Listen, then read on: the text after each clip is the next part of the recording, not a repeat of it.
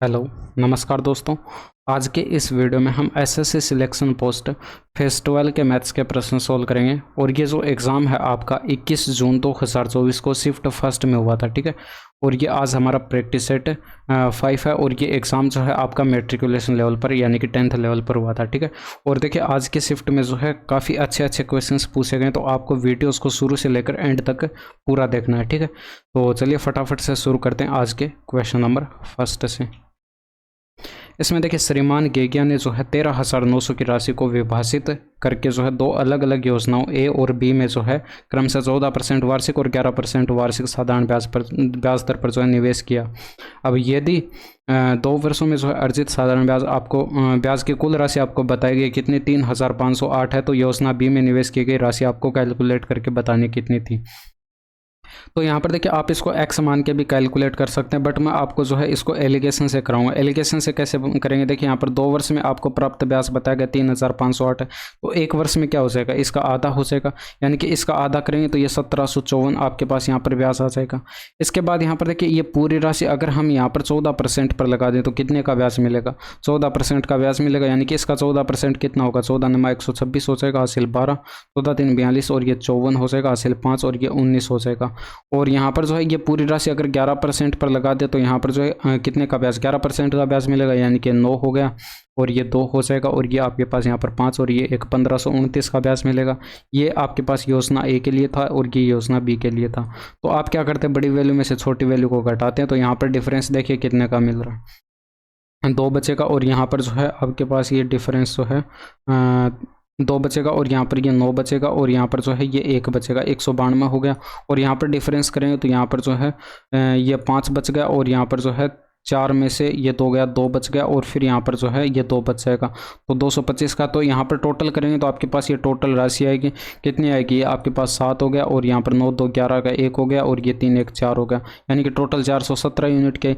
जबकि आपको प्रश्न में यहाँ पर 13,900 की बता रहे कि तो 417 यूनिट की वैल्यू 13,900 है। तो यहाँ पर तो आपको कैलकुलेट क्या करना था, योजना बी में निवेश की गई राशि कैलकुलेट करके बतानी थी, यानी कि ये भी 192 ना होकर 192 को गुणा कर देंगे हम कितने से 13,900, और यहाँ पर बट्टे के अंदर जो है 417 से। इसको कैलकुलेट कर लीजिए, यहाँ से आपके पास आंसर आ जाएगा। तो यहाँ पर देखिए ये 3 से डिवाइड है, यानी कि आपके पास यहाँ पर 6 त्रिका 18 हो जाएगा, 4 त्रिका 12 64 हो जाएगा, और ये 3 से डिवाइड करेंगे तो 13 3 39 हो जाएगा, 9 त्रिका 27 139 से देखिए ये आपके पास यहाँ पर 100 बार कट गया, और 64 इंटू में 100 करेंगे, यानी कि 6400 आपके प्रश्न का यहाँ पर सही आंसर हो जाएगा। इसमें देखिए ए सप्ताह के 5 दिनों में जो क्रमशः 2 घंटे 2.5 घंटे और 3 घंटे और 2 घंटे और 2.5 घंटे ड्राइव करता है, ठीक है। और यहाँ पर जो है इन दिनों में जो है उसकी चाल आपको बताई गई ये, ठीक है। तो सप्ताह के लिए जो है उसके औसत चाल कैलकुलेट करने। अब देखिए चाल का मतलब यहाँ पर समझिए, यहाँ पर किलोमीटर पर आवर जो है इसका मतलब क्या, 1 घंटे के अंदर 45 किलोमीटर, यानी कि 1 घंटे के अंदर 45 किलोमीटर चलता है। इसी तरह से यहाँ पर 1 घंटे के अंदर 50 किलोमीटर, यहाँ पर 1 घंटे के अंदर 60 किलोमीटर। तो ये आप यहाँ पर समझ चुके होंगे। अब यहाँ पर एवरेज स्पीड हम कैलकुलेट करते हैं, तो हम क्या करते हैं, total distance upon total time calculate करते हैं। तो यहाँ पर देखिए टोटल डिस्टेंस आपके पास कितनी हो जाएगी, देखिए 1 घंटे में 45 किलोमीटर, तो 2 घंटे में यहाँ पर 90 किलोमीटर। तो अब मैं ये फटाफट से इस तरह से यहाँ पर लिख देता हूँ, 1 घंटे में 50 तो 2.5 घंटे में जो है 125 हो जाएगा। इसके बाद 1 घंटे में 30 तो यहाँ पर 3 घंटे के अंदर 180 हो जाएगा। इसी तरह से यहाँ पर जो 1 घंटे के अंदर जो है यहाँ पर 70 तो 2 घंटे के अंदर 140 किलोमीटर। तो यहाँ पर जो है आप क्या करेंगे 140 किलोमीटर इसमें ऐड कर देंगे, और प्लस के अंदर 1 घंटे के अंदर से, तो यहाँ पर 2.5 घंटे के अंदर कितना हो जाएगा, ये 200 किलोमीटर की डिस्टेंस हो जाएगी। तो ये टोटल डिस्टेंस हो गई, बट्टे के अंदर टोटल टाइम। इन सभी टाइम को ऐड करिए कितने का बनेगा, ये देखिए 3 2 5 हो गया, ये 2.5 2.5 5 10 हो गया, 10 और 2 12 घंटे का टाइम बना, तो 12 से इसमें डिवाइड करेंगे। अब इनको ऐड कर देते तो यहाँ पर जो है ये हमारे पास 320 और ये 200 520 और ये 545 और ये 645 और यहाँ पर 900, ये 735 बनेगा। और ये डिवाइड कर देंगे 12 से, तो 12 छिके 72 हो गया, और यहाँ पर फिर 12 एकम 12, जैसे आपको 61 दिखाई पड़ा आंसर लगा दीजिए, 61.25 किलोमीटर पर आवर, ठीक है। इसमें देखिए ए और बी के मासिक वेतन का आपको योग बताएगा, तो ए अपने वेतन का 75% और बी अपने वेतन का 80% भाग खर्च करता है। तो अब ये यदि अब उनकी बचत आपको बताई गई समान है, तो बी का वेतन यानी कि आपको इसका बी की इनकम कैलकुलेट करके बतानी है। तो एक चीज़ आप यहाँ पर देख सकते हैं, ए के लिए अपना वेतन जो था वो अपने आप में 100% था, तो ए अपने वेतन का 75% खर्च कर देता, तो 25% यहाँ पर शेष बचा। इसी तरह से बी यहाँ पर अपने वेतन का 80% खर्च कर देता, तो 20% आपके पास उसकी बचत हो गई। तो यहाँ पर ये जो बचत आपके पास इनकी ए और बी की आई है, ये आपस में बराबर बताई गई, आपको समान बताई गई, तो बराबर कर दीजिए। 2 0 से 2 0 कट गए और यहाँ पर 25। देखिए ए और बी का आप यहाँ पर रेशियो कैलकुलेट करें तो ये आपको 4:5 दिखाई पड़ गया। तो यहाँ पर ये आपके पास इनके इनकम का रेशियो आया, जबकि यहाँ पर इन दोनों की इनकम का योग हमारे पास जो है कितना हो रहा है 9 यूनिट, जबकि प्रश्न में दिया गया है कितना 4500। तो 9 यूनिट के वैल्यू 4500 है, तो आपको यहाँ पर जो है 45,000 है, तो यहाँ पर डेटा जो है आपको यहाँ पर 5000 गुणा दिखाई पड़ गया। तो यहाँ पर आपसे बी का वेतन पूछा गया, तो बी का वेतन भी ये 5 यूनिट ना होकर 5000 गुणा हो जाएगा। जबकि देखिए ये आंसर आपको यहाँ पर डायरेक्ट अभी दिखाई पड़ गया, आपको लिखना नहीं है, मैं यहाँ पर जो है पूरा लिख के बता रहा हूँ। ये 25,000 आपके प्रश्न का यहाँ पर सही आंसर हो जाएगा। इसमें देखिए यदि ये आपके पास एक ऐसी संख्या जो कि 8 से पूर्णतः विभाजित, तो x के स्थान पर जो लघुत्तम पूर्णांक कैलकुलेट करके बताना है। तो x की जगह आपको यहाँ पर लघुत्तम यानी कि सबसे छोटी से छोटी वैल्यू रखनी है, तो छोटी से छोटी वैल्यू पूर्णांक में होनी चाहिए, तो यहाँ पर 0 एक पूर्णांक है और सबसे छोटी से छोटी वैल्यू भी है, तो 0 आप यहाँ पर रख के देखिए x की जगह। तो यहाँ पर 8 का डिविजिबिलिटी रूल क्या होता है, लास्ट के 3 अंक जो है वो 8 से डिवाइड होनी चाहिए, तो आप 7 और x की जगह 0 रखें और ये 4। अब इसको 8 से डिवाइड करके देखिए क्या ये 8 से डिवाइड हो रहा है, 8 8 64 हो गया, फिर 8 8 64 ये डिवाइड हो रहा है, तो यहाँ पर यही आपके प्रश्न का सही आंसर हो जाएगा। अगर ये नहीं होता तो उसके बाद छोटी वैल्यू 2 थी, तो 2 पर आप चेक करते, इसी तरह से चेक करते जाते। ठीक है, इसमें देखिए एस और एफ के वेतन का अनुपात आपको बताएगा, उनके बचत का अनुपात ये है। यदि उनकी कुल बचत एस के वेतन के बराबर है तो उनके व्यय का अनुपात आपको कैलकुलेट करना है। ये भी आसान सा प्रश्न है भाई। यहाँ पर जो है एस और एफ जो है इनकी इनकम का रेशियो आपको यहाँ पर बताएगा 2:3 है। अगर ये 2x है तो ये 3x इसकी इनकम हो जाएगी। इसी तरह से यहाँ पर जो इनकी सेविंग का रेशियो आपको बताएगा 3:4 है। x यहाँ पर एक कांस्टेंट वैल्यू और यहाँ पर जो है 3y और ये 4y, यहाँ पर y भी एक कांस्टेंट वैल्यू है।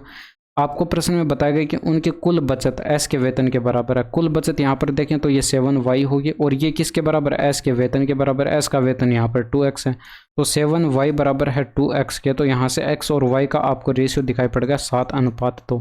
तो x की वैल्यू हमारे पास 7 यूनिट है और y की वैल्यू हमारे पास 2 यूनिट है, तो यहाँ पर रख दीजिए भाई। 7 दूनी का 14 हो गया, 7 त्रिका 21 हो गया और यहाँ पर 3 दूनी का 6, 4 दूनी का 8। अब आपको यहाँ पर एक्सपेंडिचर में रेशियो कैलकुलेट करना था। एक चीज़ यहाँ पर देखिए, टोटल इनकम 14 थी, उसमें से 6 सेविंग थी, तो यहाँ पर 8 उसने खर्च कर दिया होगा। अब 21 यहाँ पर उसकी इनकम थी, 8 उसकी सेविंग थी, तो यहाँ पर 13 उसने खर्च कर दिया होगा, तो यहाँ पर 8:13 उनकी एक्सपेंडिचर का रेशियो आपके पास आ जाएगा।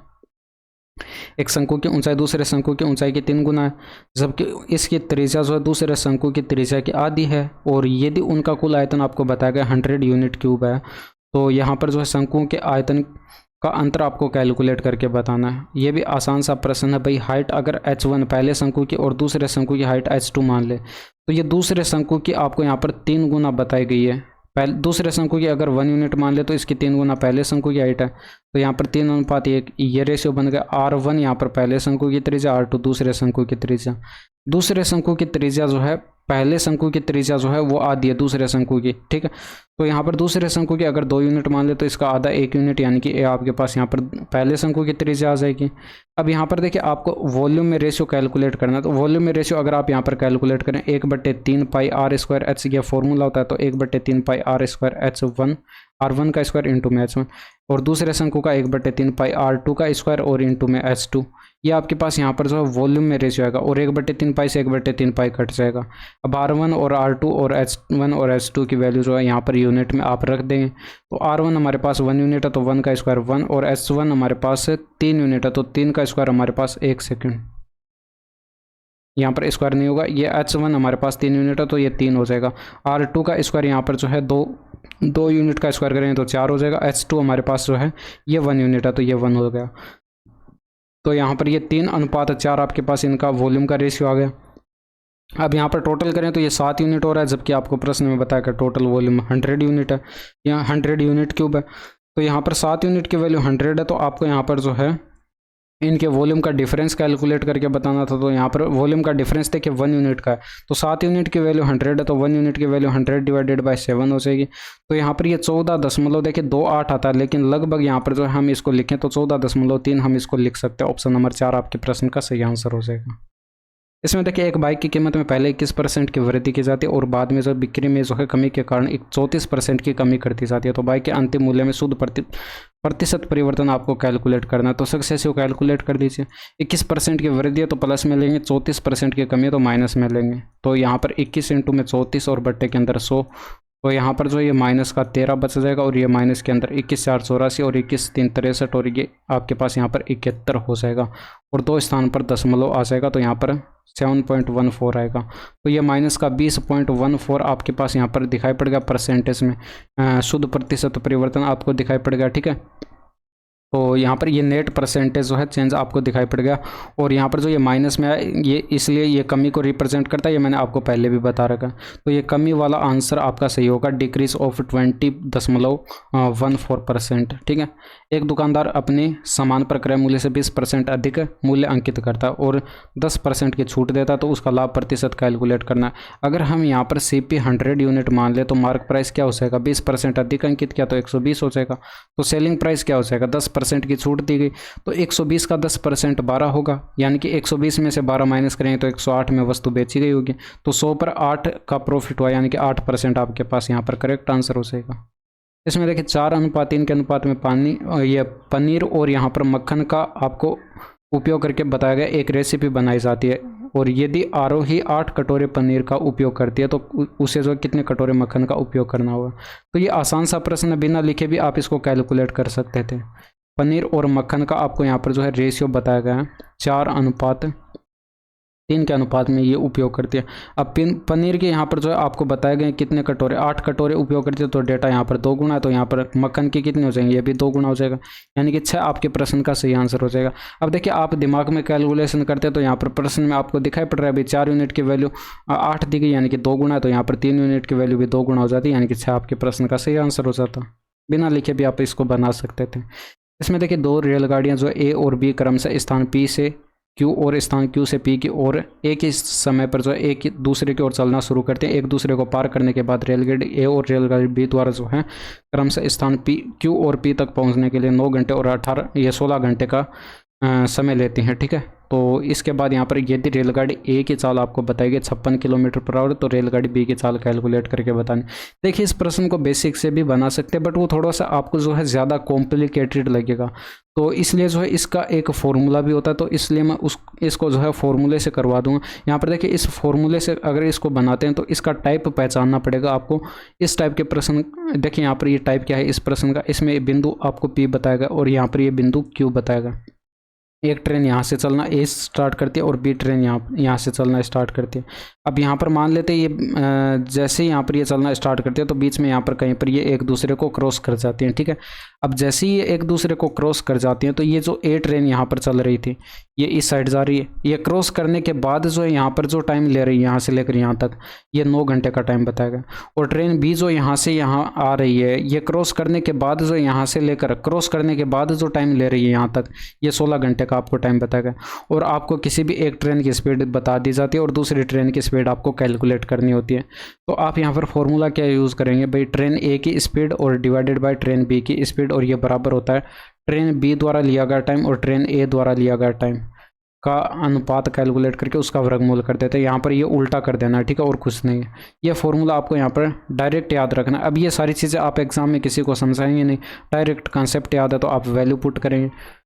उसमें देखिए यहाँ पर आपको A की स्पीड बताएगी 56 ऊपर रखेंगे, B की स्पीड आपको कैलकुलेट करनी है और अंडररूट के अंदर ट्रेन B द्वारा लिया गया टाइम 16 बताएगा और ट्रेन A द्वारा लिया गया टाइम 9 बताएगा। तो ये 4:3 बनेगा और ये 4 से काटेंगे तो 14 4 56 हो जाएगा, ये एक बार कटेगा। तो यहाँ पर तिरछा गुणा करेंगे तो ट्रेन B की स्पीड आपको 14 3 42 आपको किलोमीटर पर आवर में जो है ये दिखाई पड़ गया। आंसर लगा दीजिए। इसमें देखिए 2 उम्मीदवारों के बीच हुए एक चुनाव में जो 10% मतदाताओं ने मत नहीं डाला और डाले गए मतों में से जो है 5% मत अमान्य पाए गए। तो सफल उम्मीदवार को मान्य मतों के 55% मत मिले और उसने 1710 मतों के बहुमत से जो है जीत हासिल की। मतदाता सूची में नामांकित मतदाताओं की संख्या कैलकुलेट करनी है। अगर ये हम x मान लें तो इसी x की वैल्यू कैलकुलेट करनी है। अब देखिए x पर यहाँ पर देखिए x पर जो है 10% मतदाताओं ने अपने मत नहीं डाले तो x तो नामांकित थे, यानी कि 90% लोगों ने मत डाले, ठीक है। और इसके बाद यहाँ पर देखिए 5% मत अमान्य यानी कि इनवैलिड घोषित कर दिए गए। तो 95% जो बचे हैं वो हमारे पास वैलिड वोट बचे। अब ये वैलिड वोट की हमारे पास संख्या आ चुकी है। अब आपसे प्रश्न में बोला गया कि जो जीतने वाला उम्मीदवार है उसने 55% मत प्राप्त कर लिए मान्य मतों के, यानी कि वैलिड वोटों के। तो ये वैलिड वोट अपने आप में 100% थे, तो 55% इसने प्राप्त कर लिए। तो जो हारने वाला लूजर है उसके लिए 45% बचे। तो यहाँ पर इन दोनों का गैप देखिए 10% से, जो जीतने वाला उम्मीदवार है वो 10% से जीता है। तो यहाँ पर 10% से जीता है, तो ये आप वैलिड वोट जो कैलकुलेट किया उसका 10% कैलकुलेट करें तो इतने मतों से वो जीता है, जबकि प्रश्न में बताया गया 1710 मतों से जीता है। तो बराबर 1710 कर देंगे और इसको कैलकुलेट कर लीजिए। 2 0 से यहाँ पर ये 1 0 से 1 0 कट गया। इसके अलावा यहाँ पर देखिए 19 5 95 हो जाएगा, 19 9 171, ये 90 आ जाएगा। 90 से ये 90 कट गया, 1 आ जाएगा। और यहाँ पर देखिए 5 से ये कटेगा, 5 दूनी का 10, बटे में देखिए 20,000 बनेगा, उधर जाकर 1 से गुणा हो जाएगा। तो 20,000 आपके प्रश्न का यहाँ पर सही आंसर हो जाएगा। इसमें देखिए एक मोबाइल फ़ोन को जो है 23,856 में बेचने पर रमेश को 20% का लाभ होता है, और यदि वह इसे 20,580 में बेचता तो उसका लाभ या हानि प्रतिशत आपको कैलकुलेट करना है। अब देखिए 20% की फ्रैक्शन वैल्यू 1/5 होती है, यानी कि 5 पर 1 का प्रॉफिट लिया। तो कॉस्ट प्राइस अगर हमारे पास 5 यूनिट है तो सेलिंग प्राइस हमारे पास 6 यूनिट हो जाएगा, जबकि आपको प्रश्न में सेलिंग प्राइस बता रखा है कितना है, 23,856 है। तो जब इसमें आप 6 का डिवाइड करते हैं तो डेटा देखिए कितना गुना लिखा हुआ है। 6 का 18 हो गया, बच गया 5, 6 नम 54 हो गया, बच गया 4, और 7 6 के 42 बच गया 3, और यहाँ पर 6 6 36, यानी कि 3,976 गुना। तो कॉस्ट प्राइस भी ये 5 यूनिट ना होकर 3,976 गुना हो जाएगा, यानी कि 5 6 के 30 हो गया, 5 7 35 और 3 38, 9 5 45 48, और यहाँ पर 5 3 का 15 और यहाँ पर 4 19 हो जाएगा। इतना आपके पास ये कॉस्ट प्राइस आ गया। लेकिन अब जो सेलिंग प्राइस है, यानी कि नया सेलिंग प्राइस जो SP डैश मान लेते हैं, ये आपको बताया गया प्रश्न में कितना है, 20,580। तो यहाँ पर देख लीजिए प्रॉफिट कितने का आपको दिखाई पड़ रहा है, 120 और ये 580, यानी कि यहाँ पर 700 का आपको यहाँ पर प्रॉफिट दिखाई पड़ रहा है। 700 का प्रॉफिट कितने पर, ये 19,880 पर दिखाई पड़ रहा है, और गुणा कर देंगे 100 से। तो 1 0 से 1 0 कट गया। अब यहाँ पर 7,000 में देखिए आपको डिवाइड करना है 1988 का। अब देखिए आपको कंप्लीट डिवाइड करना ही नहीं है। पहली चीज़ तो यहाँ पर देखिए आपको यहाँ पर दिखाई पड़ रहा है कि प्रॉफिट हो रहा है, यहाँ पर क्या हो रहा है, प्रॉफिट हो रहा है। अब प्रॉफिट हो रहा है तो लॉस वाले यहाँ पर ऑप्शन चले गए। अब यहाँ पर बचे 2 ऑप्शन। अब यहाँ पर देखिए 1988 का क्या इसमें जो है यहाँ पर भाग 5 बार चला जाएगा, नहीं जाएगा, आपको साफ साफ दिखाई पड़ रहा है। तो यहाँ पर 3 बार भाग जाएगा, तो ऑप्शन नंबर 4 आपके प्रश्न का यहाँ पर सही आंसर हो जाएगा। इसमें देखिए 3,000 मीटर की रेस में जो है यदि वाहन ए वाहन बी को 400 मीटर की बढ़त देता है तो वाहन ए जो है 10 सेकंड से रेस जीत जाता है। यदि वाहन ए वाहन बी को जो है 750 मीटर की बढ़त देता है तो रेस बराबरी पर समाप्त होती है। यानी कि यहाँ पर जो है टाइम आपको बराबर बताया गया कि ए जो है बी को यहाँ पर 750 मीटर की बढ़त दे देता है, उसके बावजूद यहाँ पर रेस जो है बराबरी पर समाप्त होती है, यानी कि लिया गया टाइम यहाँ पर बराबर होगा। तो यहाँ पर वाहन ए को जो है 3,000 मीटर चलने में कितना समय लगेगा ये आपको कैलकुलेट करना है। देखिए ए जो है यहाँ पर 3,000 मीटर, इसमें देखिए दूसरी कंडीशन में देखिए यहाँ पर ए अगर 3,000 मीटर दौड़ता है तो यहाँ पर जो है बी को 750 मीटर की बढ़त मिली थी, तो यानी कि ये 750 कम दौड़ेगा, यानी कि यहाँ पर ये 2,250 मीटर दौड़ेगा। अब यहाँ पर ये इनका डिस्टेंस का रेशियो हमारे पास आ चुका है। तब यहाँ पर रेशियो बनाएंगे तो यहाँ पर देखिए 1 0 से तो 1 0 काट देंगे, 25 से काटेंगे तो ये 12 हो जाएगा, और ये 25 से काटेंगे तो ये 9 हो जाएगा।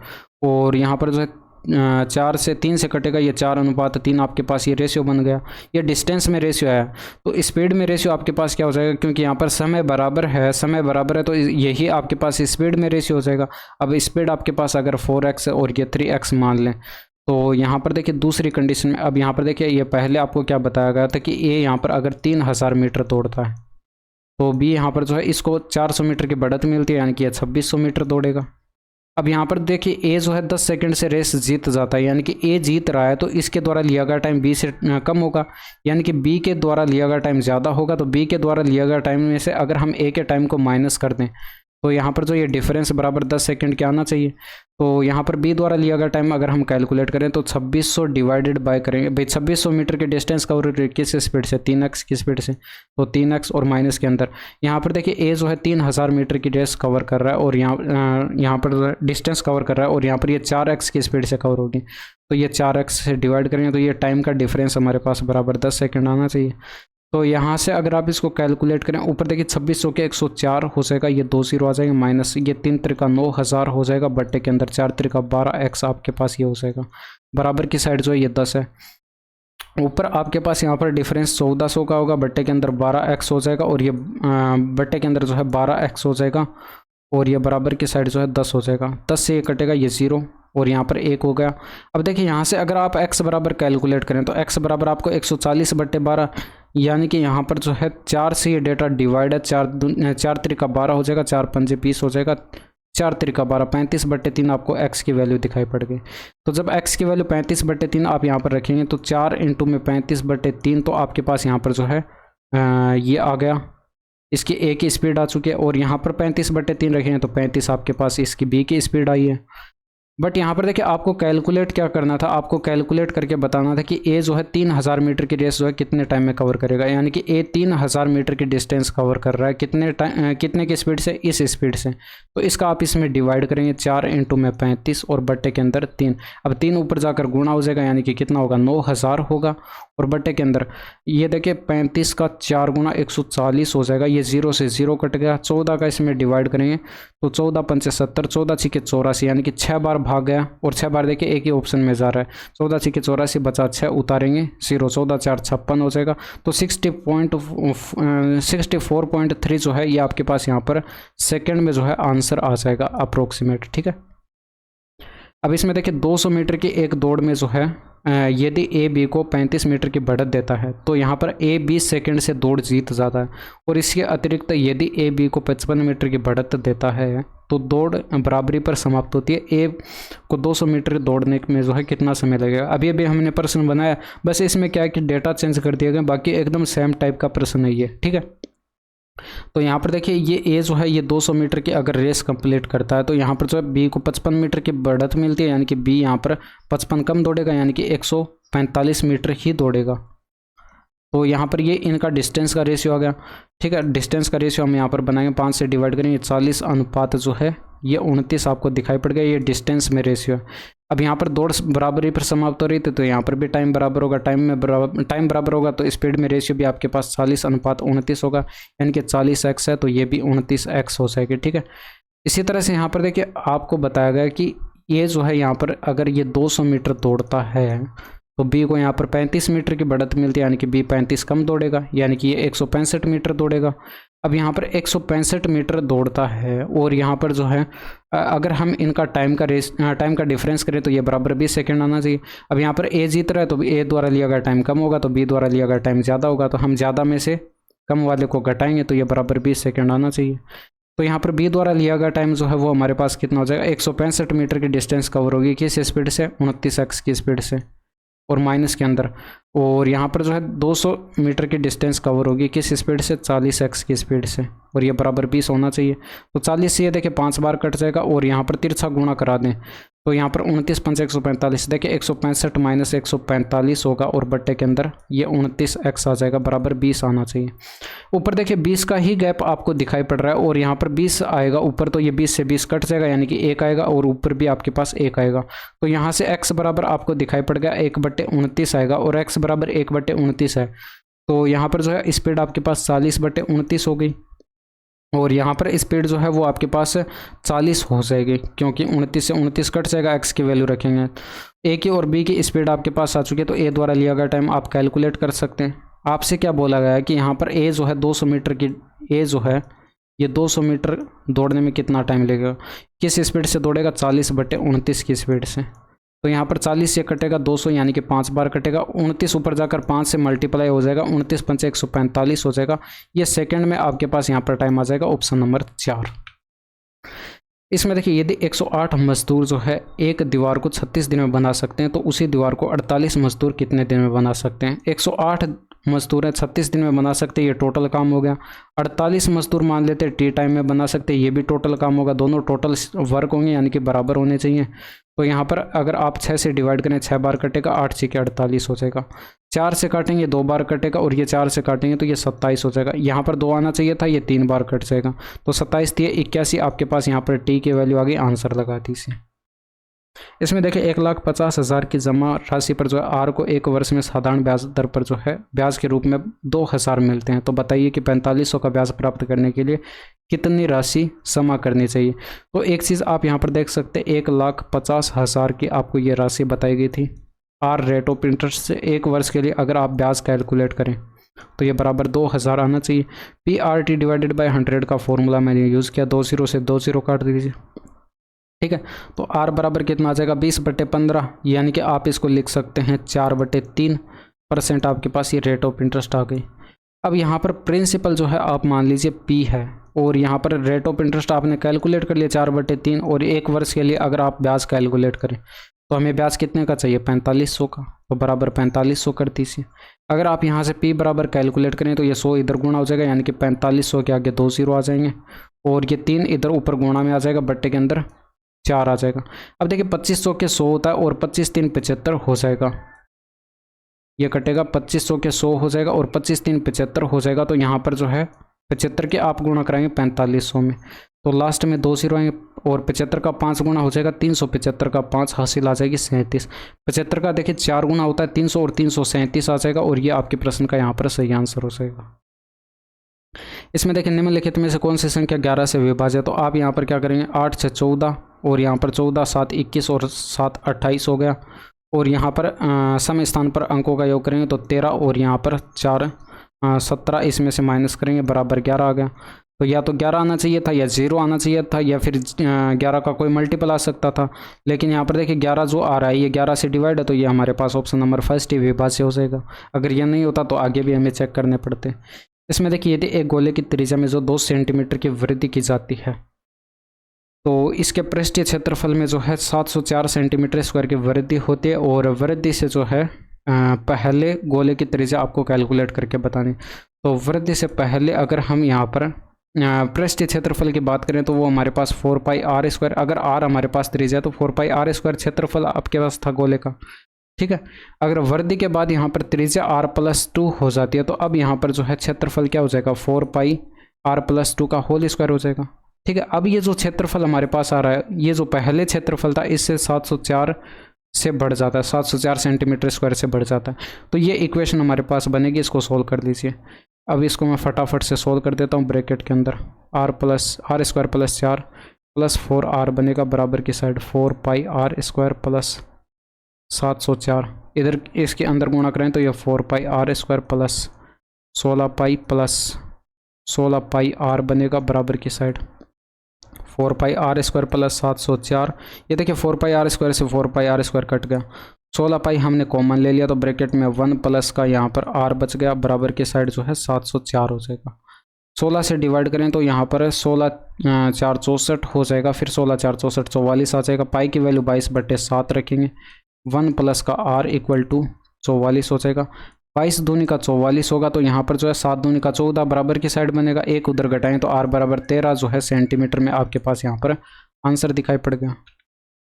इसमें देख लीजिए एक वस्तु को जो है रुपये 2100 में बेचने पर अर्जित प्रतिशत लाभ उसी वस्तु को जो है रुपये 1460 में बेचने पर हुई हानि प्रतिशत के बराबर है, तो 20% का लाभ कमाने के लिए वस्तु को किस कीमत पर बेचना चाहिए। तो यहाँ पर जो है एक चीज़ आप यहाँ पर देख सकते हैं, इनमें बेचने पर जो यहाँ पर ये लाभ हो रहा है, प्रॉफिट हो रहा है, इसका मतलब विक्रय मूल्य में से आप क्या करेंगे कॉस्ट प्राइस घटाएंगे तो यहाँ पर प्रॉफिट आ जाएगा।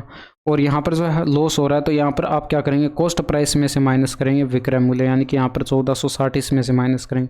ये बराबर कर दीजिए, यहाँ से 2CP बराबर आपको दिखाई पड़ गया, कितना हो जाएगा ये इधर ऐड हो जाएगा। ये हमारे पास जो है 3560 बनेगा, इसका आधा करेंगे तो CP बराबर कितना आ जाएगा 17 दूनी का 34 8 दूनी का 16 1780 हो गया।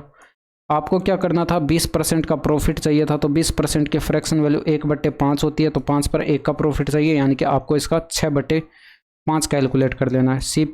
SP आपके पास यहाँ पर क्या हो जाएगा सेलिंग प्राइस विक्रय मूल्य क्या हो जाएगा, यह 1780 जो क्रय मूल्य है इसका 6/5 कैलकुलेट करना है। ठीक है, तो यहाँ पर जो है 5 3 का 15 हो गया, फिर यहाँ पर 2 बचेगा, 5 5 25, फिर यहाँ पर 5 6 30 हो गया, 6 6 36 हो गया, 6 5 30 और 33, लास्ट में 3 6 एक ही ऑप्शन में दिखाई पड़ रहा, आंसर लगा दीजिए। इसमें देखिए एक फिटनेस क्लब में जो है 70% सदस्य पुरुष है और 30% सदस्य महिलाएं। यदि पुरुषों की औसत आयु आपको बताई गई, महिलाओं की औसत आयु बताई गई है, तो सभी सदस्यों की औसत आयु कैलकुलेट करेंगे। एलिगेशन लगा दीजिए। यहाँ पर पुरुषों की औसत आयु 30 है, महिलाओं की 40 है, तो यहाँ पर जो है सभी की एक्स मान लेते हैं। तो यहाँ पर जो है आप क्या करेंगे, बड़ी वैल्यू में से छोटी वैल्यू माइनस करते हैं, तो यहाँ पर एक वैल्यू बड़ी होती है तो एक वैल्यू छोटी होती है, ये आपको पता होगा। और यहाँ पर एक्स माइनस का 30 कर देंगे।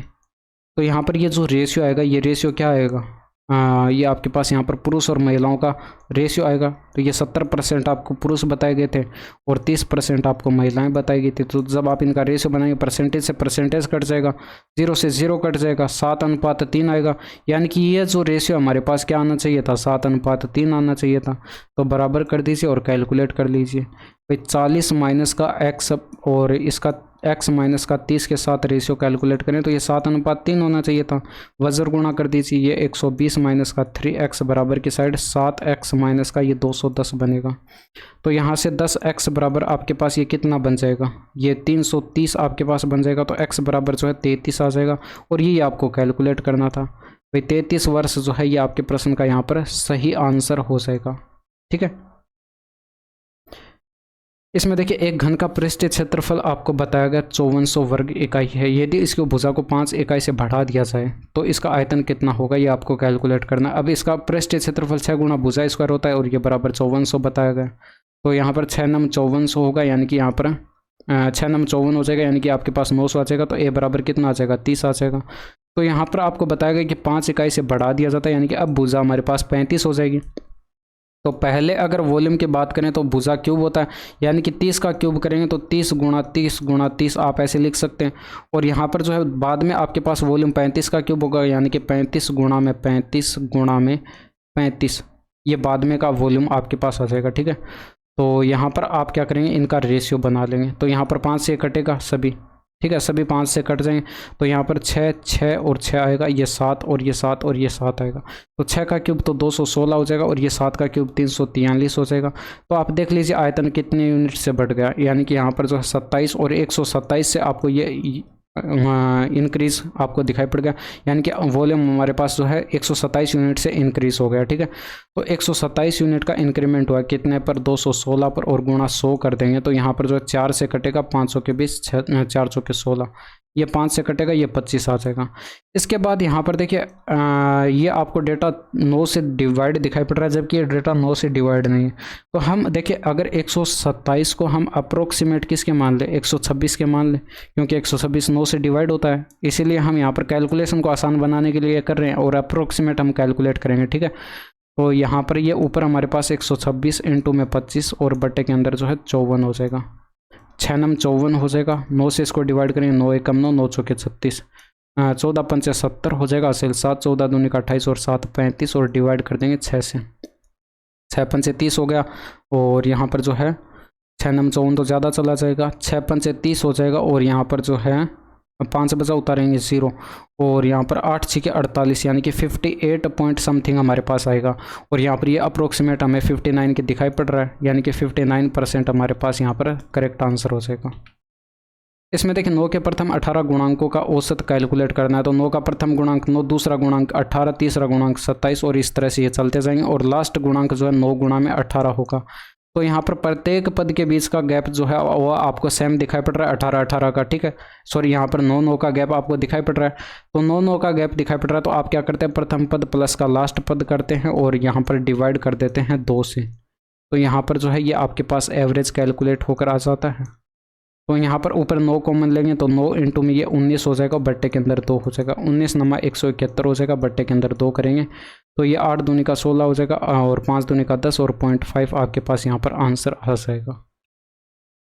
इसमें देखिए ए बी और सी से जो है 20,000 उधार लेता है। ए बी और सी से जो है 20,000 उधार लेता है। बी उसे 25% वार्षिक साधारण ब्याज पर एक निश्चित राशि उधार देता है और जबकि सी जो उसे 21% वार्षिक साधारण ब्याज पर उधार देता है। ए द्वारा यहाँ पर 1 वर्ष में प्रदत्त कुल ब्याज आपको बताया गया 4500। तो हमने फर्स्ट क्वेश्चन जो सोल्व किया था उसी टाइप का यहाँ पर ये प्रश्न हो गया। इसमें देखिए उसमें यहाँ पर 2 वर्ष का ब्याज बताया गया था, यहाँ पर 1 वर्ष का ब्याज बताया गया। तो यहाँ पर देखिए हमें इसका आधा नहीं करना, ये 4500 का ब्याज हमें चाहिए। और यहाँ पर देखिए 25% कैलकुलेट करें, अगर इसके लिए यहाँ पर जो है 20,000 पर 25% कैलकुलेट करें ब्याज, 1 साल के लिए कैलकुलेट करें तो यहाँ पर ये 5,000 बनेगा। ठीक है, इसी तरह से यहाँ पर 21% कैलकुलेट करें 20% का, ये सॉरी 20,000 का, तो यहाँ पर जो है ये आपके पास यहाँ पर 4200 का ब्याज दिखाई पड़ा। तो आप क्या करते हैं, बड़ी वैल्यू में से छोटी वैल्यू को घटाते, तो यहाँ पर 300 का डिफरेंस और यहाँ पर जो है 500 का डिफरेंस आपको दिखाई पड़ा। जब आप रेशियो बनाएंगे तो ये 3:5 बन गया। अब यहाँ पर टोटल करिए, आपके पास टोटल 8 यूनिट की राशि बन रही है, जबकि प्रश्न में कितने की बताई गई, 20,000 की बताई गई। तो 8 यूनिट की वैल्यू 20,000 है। तो यहाँ पर 8 का इसमें डिवाइड कर दीजिए, 8 दूनी का 16, 8 पंचे 40, यानी कि डेटा आपको 2500 गुना दिखाई पड़ा। तो यहाँ पर तो ये आपके पास आपके पास जो है बी के लिए था और ये आपके पास यहाँ पर सी के लिए था। आपको यहाँ पर बी से उधार ली गई राशि कैलकुलेट करनी थी, तो बी से ली गई उधार राशि आपके पास ये 3 यूनिट ना होकर ये भी 2500 गुना हो जाएगा, क्योंकि ये 2500 गुना था डेटा। तो यहाँ पर 7500 आपके प्रश्न का यहाँ पर जो है सही आंसर हो जाएगा। ठीक है, इसमें देखिए वस्तुओं के एक स्टॉक को खाली करने के लिए जो एक विक्रेता अंकित मूल्य पर 8% की छूट देता है, वह x रुपये इस छूट ऑफर के प्रचार पर खर्च कर देता है। तो उसकी वस्तुओं की कुल लागत आपको बताई गई 2,50,000 है। तो और अंकित मूल्य जो है लागत मूल्य से 10% अधिक है। अंत में उसे न तो लाभ होता है और न ही हानि होती है। तो x का मान कैलकुलेट करके बताना। तो एक चीज़ यहाँ पर देखिए 10% अधिक है लागत मूल्य से, यानी कि अगर आप कॉस्ट प्राइस लागत मूल्य मान लेते हैं, ये आपके पास यहाँ पर 10 यूनिट है, तो इससे 10% अधिक है। तो इसका 10% 1 होगा और 1 अधिक है, यानी कि मार्क प्राइस अंकित मूल्य ये आपको बताया गया। तो 10:11 आपके पास ये रेशियो बन चुका है। ठीक है, अब एक चीज़ यहाँ पर देखिए सेलिंग प्राइस क्या हो जाएगा, 8% की छूट दी गई है, तो मार्क प्राइस का यहाँ पर 11 का यहाँ पर 92% जो है ये सेलिंग प्राइस रहा होगा। ठीक है, और इसके बाद यहाँ पर देखिए आपको बताया गया कि यहाँ पर x रुपये इसके प्रचार प्रसार पर भी खर्च कर देता है, यानी कि लागत मूल्य ये 10 यूनिट तो ये था ही, x और खर्च कर दिया तो टोटल इतना खर्चा हो गया। और ये सेलिंग प्राइस जो है ये बराबर हो जाएगा, क्योंकि यहाँ पर आपको बताया गया ना तो प्रॉफिट होता है और ना ही यहाँ पर उसको लॉस होता है, यानी कि यहाँ पर जो जितना उसका लागत मूल्य था वो हमारे पास विक्रय मूल्य के बराबर होना चाहिए। तो यहाँ पर ये 11 इंटू में यहाँ पर 92 और बट्टे के अंदर 100 के बराबर होने चाहिए। तो जब आप इसको सोल्व करेंगे 10 प्लस का x और ये 11 दूनी का 22, 11 9 99, ये 101 हो जाएगा। और 2 स्थान पर दशमलव लगा देते तो x बराबर 10 इधर माइनस होगा, तो 0.12 हमारे पास आएगी x की वैल्यू। ठीक है, तो x की वैल्यू हमारे पास आ चुकी है। अब एक चीज़ आप यहाँ पर देख सकते हैं, इसमें जो आपको यहाँ पर लागत मूल्य प्रश्न में बताया गया, कुल लागत मूल्य 2,50,000। ठीक है, तो 2,50,000 आपके पास ये लागत मूल्य था, यानी कि डेटा आपको यहाँ पर जो है 25,000 गुना दिखाई पड़ गया। तो यहाँ पर ये x की वैल्यू जो है ये भी 0.12 ना होकर 25,000 गुना हो जाएगी। तो यहाँ पर जब पॉइंट हटाएंगे बट्टे के अंदर 2 0 आएगा, तो 2 0 से 2 0 कट जाएंगे। और यहाँ पर देखिए 0 आएगा, 12 पंचे 60 का 0 आएगा, हासिल 6 आएगी, 12 दूनी का 24, 36 हो जाएगा, यानी कि 3,000 आपके प्रश्न का यहाँ पर सही आंसर हो जाएगा। इसमें देखिए एक डीलर किसी वस्तु को अंकित मूल्य पर 5% की छूट देकर बेचता है, यदि अंकित मूल्य क्रय मूल्य से 24% अधिक है और वस्तु यहाँ पर 2280 में बेची गई, तो क्रय मूल्य कैलकुलेट करके बताना था। देखिए इसमें भी क्रय मूल्य अगर 100 यूनिट मान लें, तो यहाँ पर जो है अंकित मूल्य आपको बताएगा 20% अधिक है, यानी कि मार्क प्राइस 120 यूनिट का हो जाएगा। 5% की छूट दी जाती है, तो 120% का 5% 6 होता है, ये आपको पता होगा। और यहाँ पर जो है ये सेलिंग प्राइस कितना हो जाएगा, 6 की छूट दी गई तो 114 यूनिट में ये वस्तु बेची गई होगी, जबकि आपको प्रश्न में बताया गया कि 2280 में बेची गई है। तो यहाँ पर डेटा आपको 20 गुना दिखाई पड़ रहा है, तो कॉस्ट प्राइस आपको कैलकुलेट करना था, तो ये भी 100 ना होकर 20 गुना हो जाएगा, यानी कि 2000 आपके प्रश्न का यहाँ पर सही आंसर होगा। ठीक है, तो ये थे आपके पूरे 25 प्रश्न। और इसमें देखिए जितने भी आपको इंपॉर्टेंट क्वेश्चंस लगे हैं उनको आप नोट कर लीजिए और एग्जाम के टाइम जो है उनका रिवीजन ज़रूर से आपको करना है। ठीक है, तो ये थे आज के 25 प्रश्न। और यहाँ तक की वीडियो कैसी लगी कमेंट करके ज़रूर बताएगा। बाकी मिलते हैं आपसे नेक्स्ट वीडियो में। That's all for today. Thank you, धन्यवाद, बाय बाय, टेक केयर।